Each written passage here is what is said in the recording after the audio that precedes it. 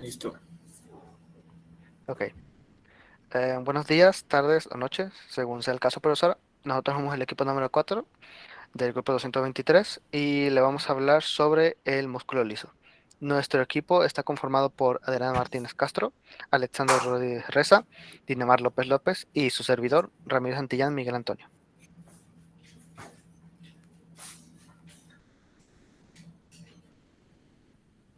Ok. El músculo liso es formado por fibras musculares lisas contienen células uninucleadas que tienen un solo núcleo en cada una de sus fibras, como se puede ver en la imagen. Son delgadas, aguzadas en los extremos y su longitud varía entre 20 a 500 milímetros. Este tipo de músculo forma la porción contráctil de la pared de diversos órganos, tales como tubo digestivo y vasos sanguíneos. Se requiere una contracción lenta y sostenida, y su organización es en grupos formada de haces, o sea, que se van eh, uniendo eh, paralelamente, y son rodeados de tejido conjuntivo fibroso que contiene los mismos vasos sanguíneos de los órganos. Siguiente diapositiva, por favor.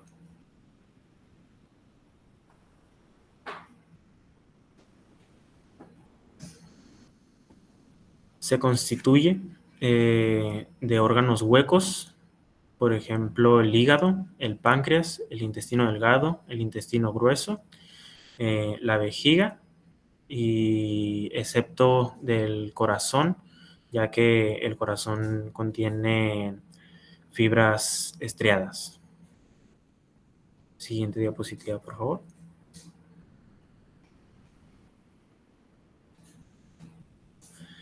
El núcleo de las fibras musculares es ubicado en el centro de cada fibra. Los organelos citoplasmáticos, tales como mitocondrias, aparato de Golgi, retículo endoplasmático rugoso y ribosomas libres, se localizan mayoritariamente en la vecindad de los polos nucleares. El resto del citoplasma es ocupado por abundantes miofilamentos de actina y una proporción menor de miofilamentos gruesos de miosina. Un citoesqueleto de filamentos intermedios, que son estos formados por desmina, y existen también algunos cuerpos densos, que son estructuras que se anclan a los filamentos finos. Siguiente diapositiva, por favor.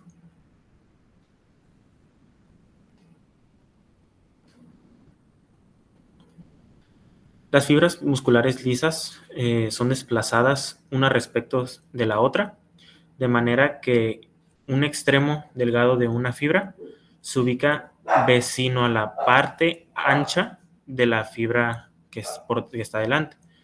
Eh, Esta disposición y la localización del núcleo es en el centro, como había explicado anteriormente.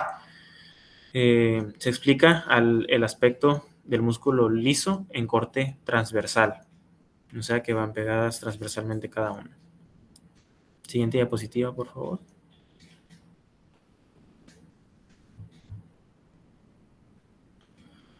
Las fibras musculares lisas son rodeadas por una lámina basal y sus células adyacentes son asociadas por uniones de comunicación. O sea que cada célula, cada fibra se va comunicando por medio de las uniones que había explicado anteriormente.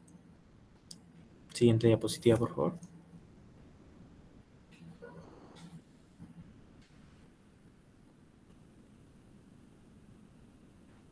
Mecanismo contráctil. El aparato contráctil del músculo liso consiste en filamentos delgados, filamentos gruesos y proteínas reguladoras. Los filamentos delgados abarcan lo que son la actina, la tripomiosina, la caldesmona y la calpomanina. Los filamentos gruesos son los que son miosina 2. Y las proteínas reguladoras abarcan la sinasa de las cadenas ligeras de la miosina y también la calmodulina. La concentración del músculo liso es iniciada por la entrada de iones de calcio. El calcio entra a la célula por medio de 2 rutas. La primera es la despolarización.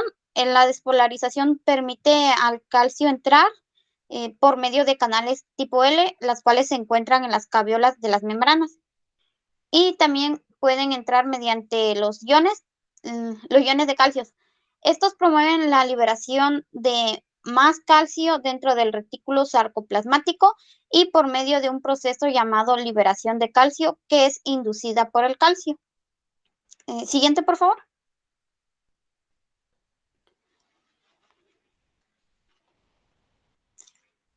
La concentración del músculo liso depende del calcio, ya que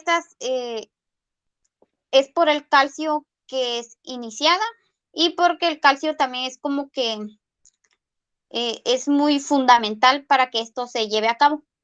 Este es mediado por el cambio de los filamentos gruesos, a diferencia de lo que ocurre en el músculo estriado, ya que en el músculo estriado este es mediado por el cambio, pero en los filamentos finos. La concentración intracelular del calcio aumenta en respuesta a estímulos específicos y cuando este ion se combina con la proteína ácida cal. La proteína ácida calmodulina forma un complejo, la cual activa la MLCK, que es la quinasa de cadena ligera de miosina. Esto para llevar a cabo la fosforilación de la cadena ligera de la miosina. Después pasa a lo que es la concentración sistólica del calcio y se incrementa por la liberación desde el retículo sarcoplásmico como para dar entrada desde el espacio extracelular a través de canales operados por receptores. Luego de esto, diversos agonistas como la norepinefrina, la angiotensina 2, la endotelina, entre otros, los que son capaces de unirse a receptores acoplados a proteínas G heterotrimética. Estas estimulan la actividad de la fosfolipasa C. Y por otra parte también canales de calcio tipo L operados por voltaje en la membrana se abren en respuesta a la despolarización de la membrana provocado por el estiramiento de las células musculares lisas. Siguiente, por favor.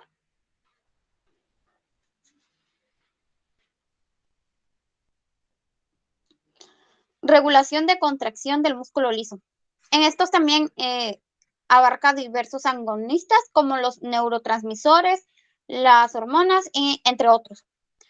Estos agonistas se unen a ciertos receptores específicos para activar la concentración de células musculares lisas. Y la respuesta habitual que se da es el aumento de la proteína fosfolipasa C a través del acoplamiento y a través de una proteína G. De esta manera sigue su mecanismo y en la mayoría de los músculos lisos, la proteína quinasa promueve la concentración mediante efectos tales como la fosforilación de canales de calcio o de otras proteínas que regulan el ciclo de puentes cruzados. Después de esto, el calcio se une a la calmodulina, conduciendo a la activación de la MLCK, que fosforila la cadena ligera de la miosina y en conjunción con la actina forman un puente cruzado y así es como dan el inicio al acortamiento de las células musculares. La elevación en la concentración intracelular del calcio es transitoria, pero a veces la respuesta contráctil se mantiene en un mecanismo de que el calcio puede sensibilizarse provocado por la roquinasa a través de la inhibición de la actividad de la fosfatasa de miosina. Este mecanismo se inicia al mismo tiempo en que se activa la fosfolipasa C y implica la activación de la proteína pequeña llamada Rho. La proteína Rho pertenece al grupo de proteínas más pequeñas con actividad GTPasa, las cuales participan en la cascada de señalización intracelular a las uniones de GTP. La activación de esta proteína por el receptor acoplado a la proteína G implica un factor de intercambios de nucleótidos como la guanina y la migración del ROA en la membrana plasmática. Después de la activación de esta proteína pequeña llamada RO, va aumentando la actividad de la RO con la quinasa y estas conducen a la inhibición de la fosfatasa de miosina, lo cual promueve el estado contráctil, ya que la cadena ligera de la miosina no puede ser desfosforilada. Siguiente, por favor.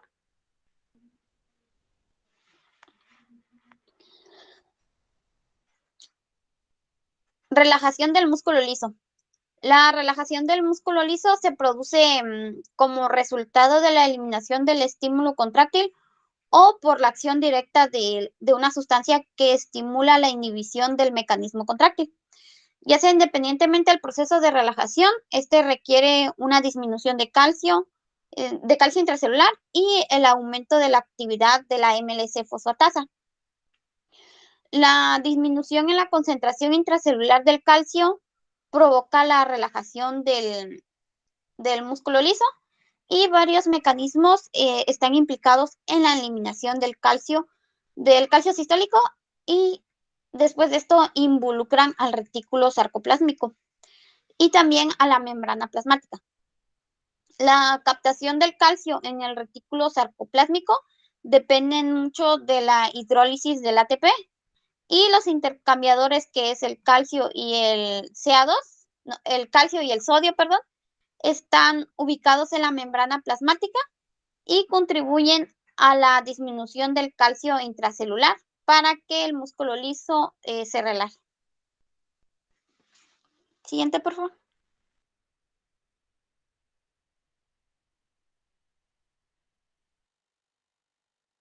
La inervación del músculo liso. Este está inervado a través del sistema nervioso autónomo. El músculo liso está inervado por el sistema simpático y parasimpático. Se encuentra bajo la influencia del sistema nervioso visceral y trabaja de manera autónoma. Siguiente, por favor.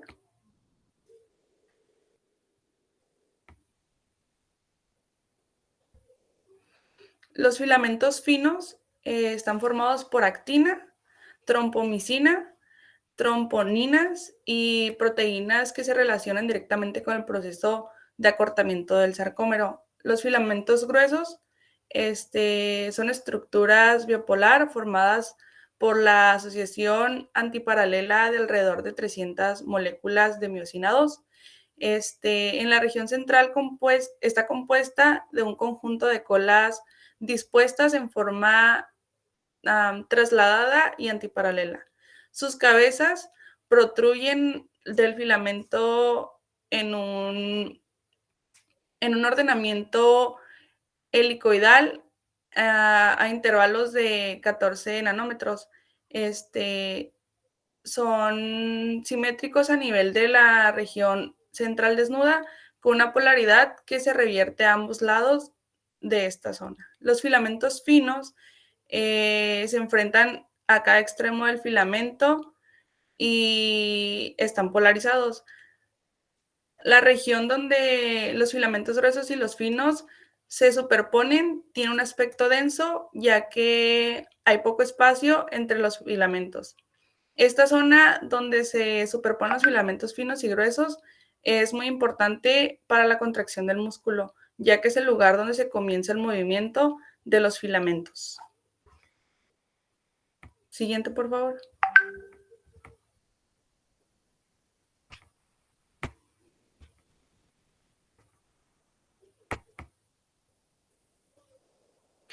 Cuando se recibe la señal de una neurona motora, las fibras muscular esquelética se contraen a medida que los filamentos finos son arrastrados y luego se deslizan por los filamentos gruesos dentro de los sarcómeros de las fibras. Este proceso se le conoce como el modelo de los filamentos deslizantes de la contracción muscular. El deslizamiento solo puede ocurrir cuando los sitios de la unión de la miosina en los filamentos de actina están expuestos por una serie de pasos que comienzan con la entrada de iones de calcio en el sarcoplasma. La tromposina es una proteína que se enrolla alrededor de las cadenas de filamentos de actina y cubre los sitios de unión de la miosina para evitar que ésta se una con la miosina. La trompomiosina se une a la tromponina para formar un complejo tromponina-trompomiosina. El complejo tromponina-trompomiosina impide que las cabezas de la miosina se unan a los sitios activos de los macrofilamentos de actina. Siguiente. Antes de, antes de continuar con lo que serían las diferencias que encontramos entre entre los músculos lisos unitarios y multiunitarios, debemos mencionar que los filamentos finos se encuentran anclados en sus extremos por los discos Z y no se extienden completamente en la región central, la cual solo contiene o se encuentra conformada por filamentos gruesos, que están anclados a su vez en sus bases en unos puntos en un punto que se le conoce o se le llama línea M. Una miofibrilla se compone de muchos sarcómeros que se extienden a lo largo de esta longitud y por tanto las miofibrillas y las células musculares se contraen a medida que los sarcómeros, bueno, a medida que los sarcómeros se contraen. Y para complementar lo que dijo mi compañera, debemos mencionar que para iniciar la contracción muscular, la trombomesina mencionada anteriormente tiene que estar expuesta o se tiene que exponer, mejor dicho, perdón, el sitio de unión de la miosina en un filamento de actina que permita la formación de unas estructuras conocidas como puentes cruzados, eh, que se dan entre los microfilamentos de actina y de miosina. El primer paso para que se dé este proceso de contracción es que los iones de calcio se unan a la tromponina para que la trompomiosina pueda ejecutar un movimiento de deslizamiento fuera de los sitios de unión en los filamentos de actina, lo cual permitirá que las cabezas de miosina se puedan unir a estos sitios de unión que se encuentran expuestos y se puedan formar así los puentes cruzados que mencionamos anteriormente. Las cabezas de miosina tirarán entonces de los filamentos finos para deslizarse por delante de los filamentos gruesos hacia el centro del sarcómero. Pero se tiene que mencionar que cada cabeza solo puede tirar una distancia muy corta antes de que haya alcanzado su límite y se deba ejecutar un movimiento de recocinado, por decirlo de alguna manera, antes de que pueda tirar de nuevo. Un paso que, como se puede suponer, requiere de energía o ATP. Ahora sí, continuando con lo que serían las diferencias entre los músculos lisos unitarios y multiunitarios, que podemos observar de manera general su estructura en estas dos imágenes, que el unitario también se le puede conocer como sincital, adelantando un poco sus características.